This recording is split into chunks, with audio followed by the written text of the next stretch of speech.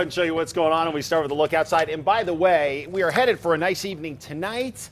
Tomorrow as well looks pretty good, and today it just doesn't get any better than this. Temperatures in the low 70s across the board here. Winds not a huge factor, so that's the big change. We usually see those gusty winds this time of year. We're not getting them today, thankfully. Nice looking shot here from the Taos area, and we anticipate pretty good setup even tomorrow as well. Shot from the big eye.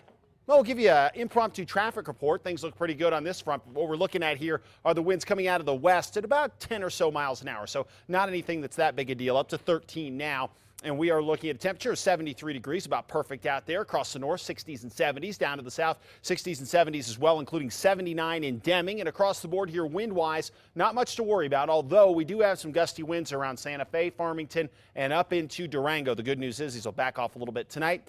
Tomorrow, we'll start seeing a little more wind. The ridge of high pressure overhead is going to start to flatten out a little bit, and we're going to start to race the winds across New Mexico a little bit more as we start to set up more of a normal pattern here. So be prepared for gustier winds for tomorrow than we saw today, but still not going to be bad or off the charts bad. But we are still going to be dry with the wildfire concern across the east here.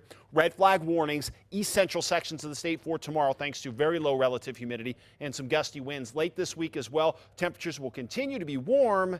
We'll continue to crank up the wind, so obviously that high fire danger stays with us. Now, what we're going to watch here is over the weekend, we've got a couple of storm systems that are going to approach. Now, at this point, none of these systems look like big timers because they don't look like they're going to draw enough moisture in across the state here to bring a lot in the way of rain and snow, but we'll keep you posted on that as we get a little bit closer. But in the near term, the thing I'd worry about most would be the gusty winds and the real dry brush out there as we get into tomorrow. 10 to 20 mile an hour winds will be a possibility. The one area that I'd watch, northeastern portions of the state down into east central sections, we could gust as high as 40 for tomorrow. So be prepared for that, along with the clear skies and warming temperatures. Obviously, that pushes up fire danger, but it's still going to be pretty nice in most areas. And we do have those pockets of winds continuing to be a factor Thursday and Friday across the area, with gusts around 35, 40 miles an hour as a possibility. Not quite as gusty here in the metro. So let's go region by region. You can see when we've got our storm coming in by a look at these 7-day forecasts. Sunday into Monday, we've got a shot at a shower across southwestern Colorado.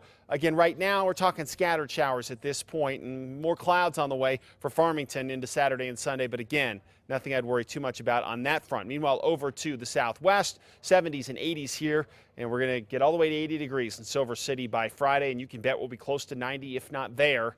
Places like Las Cruces and T or C. 88 in Roswell for tomorrow, 85 in Fort Sumner, 84 in Clovis. Now up to the northeast, the one thing to watch for here.